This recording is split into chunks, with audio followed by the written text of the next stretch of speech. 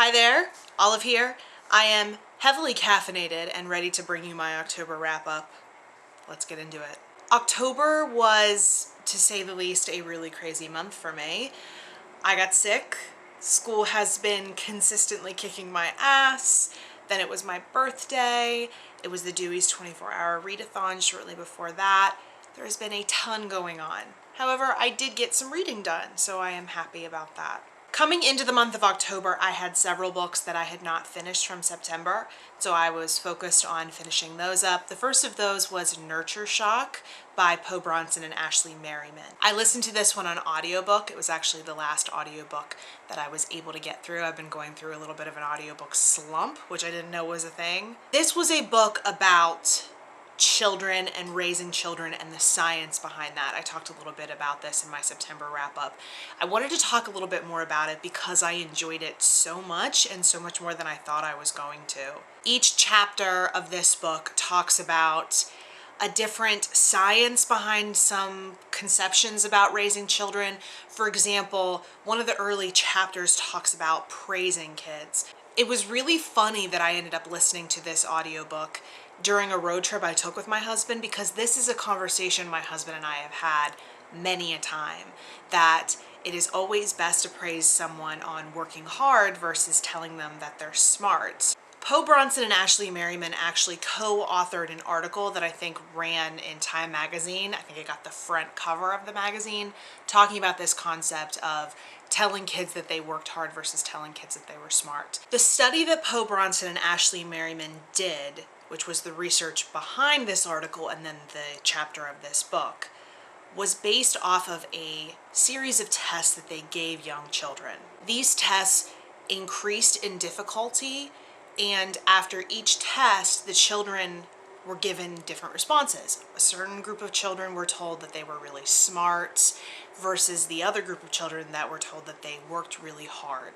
As these tests increased in difficulty to the level where it was far beyond their grade level, they could have never been reasonably expected to perform well in these tests, the children that performed better were the ones that were told they were working hard. The children who were told that they were smart were afraid to look not smart. They had already been given that praise that they are a smart person, so they didn't want to take the risk of appearing unintelligent, whereas the kids who worked hard wanted to show that they could keep doing it. There were many different interesting chapters in this book, including one on why kids lie and how to encourage kids not to lie to you. I ended up giving this one 5 stars. It was so good. I really recommend it. The next nonfiction book that I finished up in October, after not quite completing it in September, was The Unfolding of Language, an Evolutionary Tour of Mankind's Greatest Invention by Guy Ducher.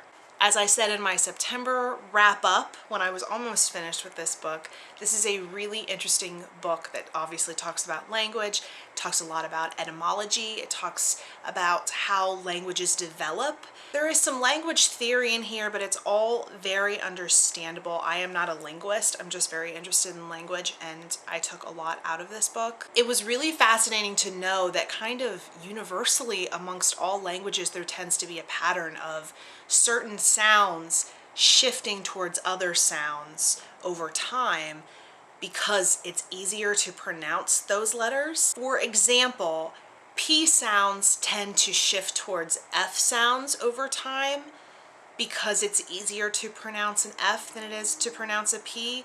That's why we have words like fish, but then pescatarian.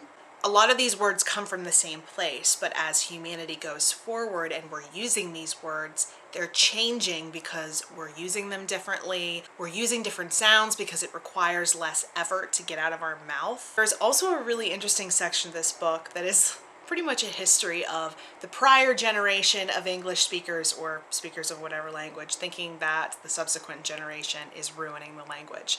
This has been happening for many, many, many years. Previous generations always want to think that their version of the language is the right and correct version of the language, and that the subsequent generation is ruining it, and all of these variations on the words are ruining it. We still see that today with people being unhappy with the slang that kids are using, especially with the grammar fanatics on the internet, which I admittedly am one of. So it was just really interesting to see how over the years this has been a consistent thing, where the previous generation thinks that the subsequent generation is ruining the language altogether.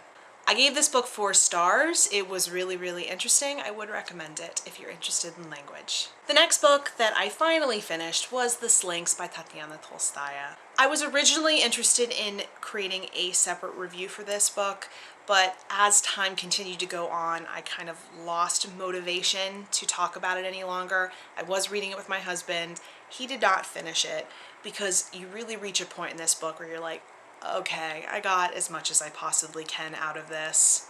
I've talked about this previously, but this book takes place 200 years after a disastrous event, I'm assuming a nuclear event called the Blast. The book follows a young scribe named Benedict. His job is to write pamphlets full of literature or propaganda for the great leader and distribute that. Books published prior to this catastrophic event, the Blast, are banned. The autocrat, the great leader, Fyodor Kuzmich, is taking credit for all the literature that was ever created, including stuff that happened before the blast. So you're seeing a lot of poetry and snippets from a lot of Russian literature that Fyodor Kuzmich is taking credit for. I would call this work a satire.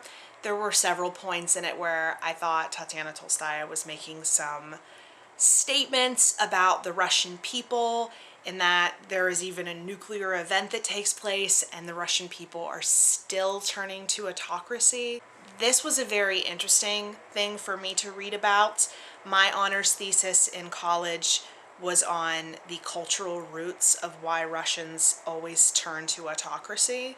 I could go more into depth with this to the point of making a review, but I honestly feel like my thoughts are so disjointed on this book that I couldn't make a cohesive review. There is one portion that I did want to say something about, however. I don't think anyone who's not up on Russian history would be able to appreciate this one section. Benedict, the main character, is building a wooden statue of Pushkin with an oldener, or someone who was born before the blast. People can't die natural deaths anymore since the blast. There is a specific type of tree that produces wood in the forest that Benedict calls Beria wood. When he says to this oldener that he wants to make the statue out of Beria wood, the oldener freaks out on him.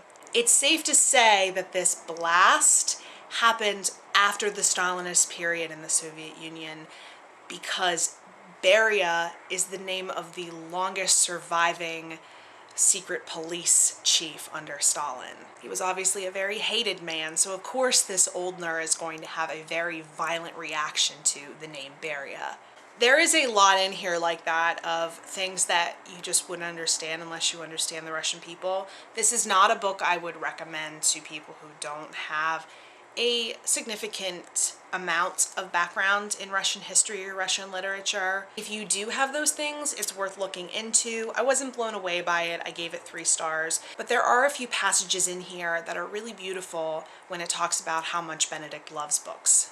I did participate in the Dewey's 24-hour readathon this year. I finished up The Slinks during the readathon. I also read the 5th volume of Saga, and I feel pretty much how everybody else feels, where I still like it because it's Saga, but it is not as good as previous volumes, but of course I'm going to keep reading it.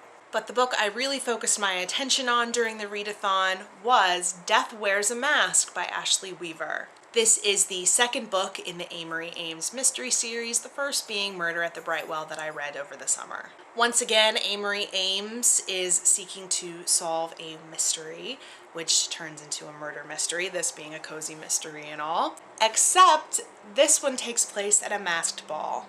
I had pre-ordered this immediately after I read Murder at the Brightwell. I did not know what it was going to be about until I had the book in my hand when it arrives at my apartment, and I started looking through it, and as soon as it said masked ball, I just started jumping up and down.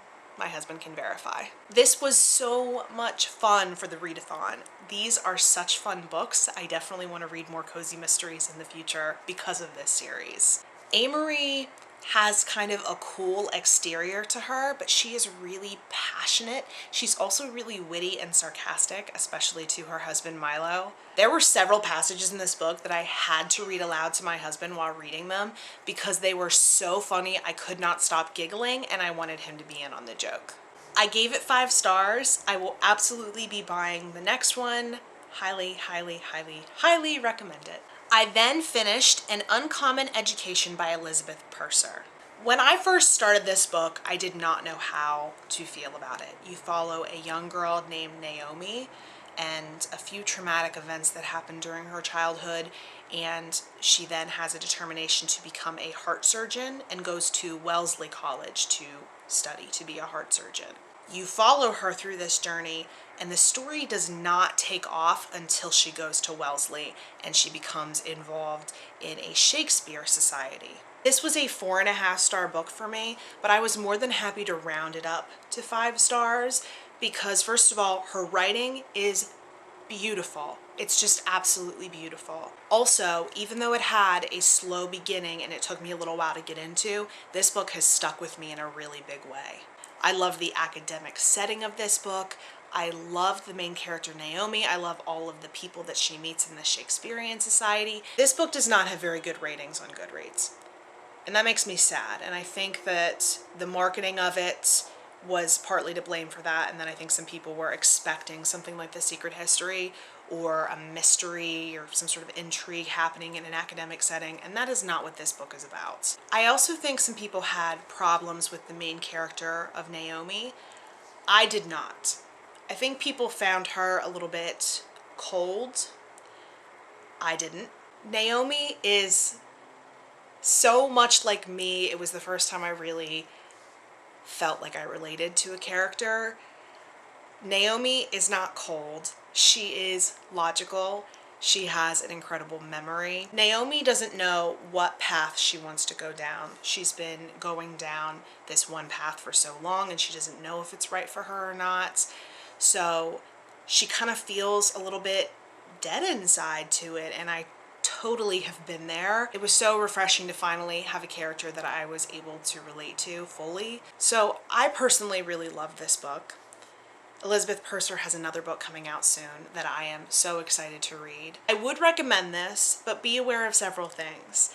It takes a little while to get into. Also be aware that this is a quiet book. There is not a ton of stuff going on, but this book will make you feel and think things, and the writing is something to really be savored. I really, really enjoyed this book. And the last book I read is kind of similar in that it takes place in an academic setting, and that was Sleepwalking by Meg Wolitzer. This book supposedly follows a group of 3 girls. You really only focus on the one.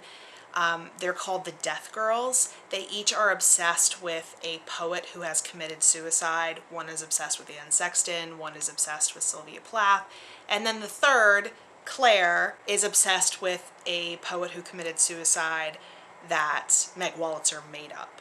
This group of 3 girls every night would get together on campus at Swarthmore in one of their dorm rooms and have a candlelight vigil and read aloud some of the poetry of these poets who committed suicide. However, Claire starts to get close to a guy named Julian, and as she gets closer to him, she is forced to look back on some of the things in her life and some of the trauma that she has experienced and finally face it, come to terms with it. I really enjoyed the writing. This was Meg Wolitzer's first book. I think she wrote this when she was like 21 years old and still a student at Brown, which is remarkable. This is probably not a book you want to read if you're in a dark place. It will take you deeper into the dark place. Everyone in this book is depressed. It is super, super angsty. Everyone needs to go see a therapist in this book.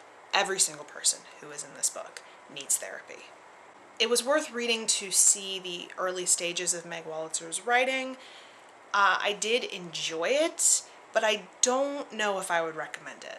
It's hard to read this after I've already read The Interestings, which was a really big achievement. I don't know about this one.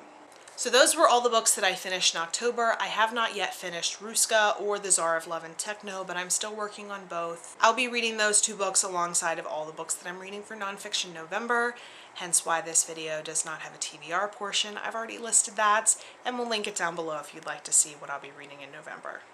Thank you so much for watching. I hope you're having a lovely November. I'll see you next time.